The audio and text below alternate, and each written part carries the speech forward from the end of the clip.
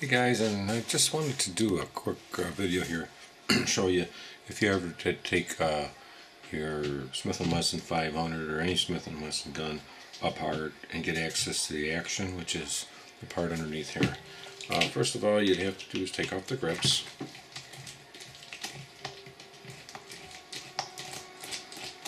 Okay. So screw in the bottom of them there. You wiggle it slightly, and it'll come off.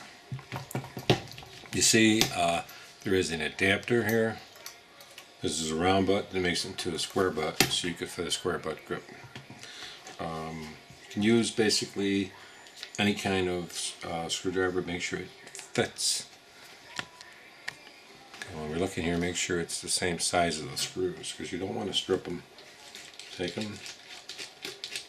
Usually they should come right out. You can use a magnet if you want to make life a little easier for you, but you really don't have to. So to pull them out with your fingers. Another one here.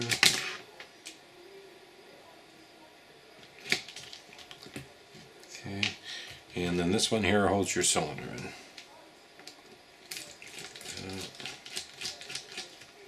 Be careful there, it's got a little, an end of it, a little spring-loaded part there.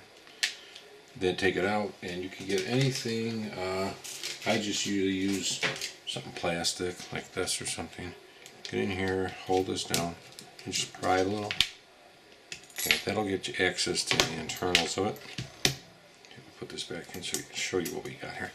Now let's go a little closer here.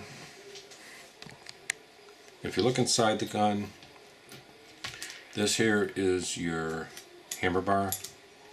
That's the thing, like when you shake the gun, they usually hear. Here's your mainspring, puts pressure, tension on the hammer, and this kind of for your cylinder. So you can kind of see how it looks in there. I already did some polishing in here, as you can see.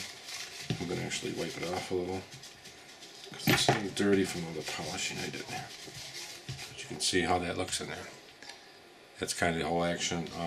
When it goes, basically fires, you can see how that goes. Okay, that's how it fires. And let's go ahead and put the top this cover back on. You're going to put back in your hammer block, put it down about there, and take a look at this. You can see kind of how that, where that rests in that hole. Put it in. Okay, just ever so lightly. What you can do is kind of turn it upside down and wiggle it, and that actually will help this drop right in. Help it drop in. You also can press down on this and fire the gun, and that'll actually help it fall in. Put your screws back in.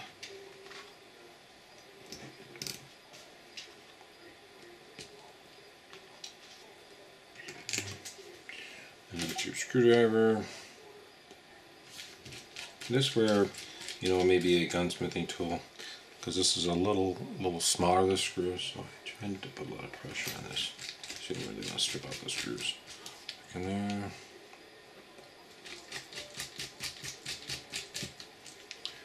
There, and last but not least, the screw here.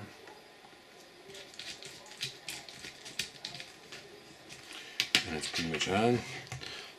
This one you can see I polished up in here and on the sides quite a bit, and these fluting I polished out. So now let's go ahead and put your rear grip back on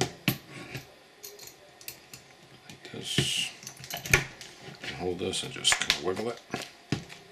Take that off. It's got a fit kind of in there. Okay, it's in there. Now just tighten your screw.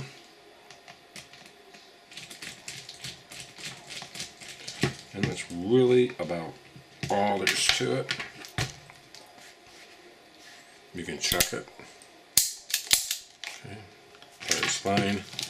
And that is how you access that side plate on the Smith & Wesson revolvers. This is a 500 Magnum, but it's pretty much the same. This is just a piece of polishing for polishing the gun. Comes right out. Thanks a lot for tuning in.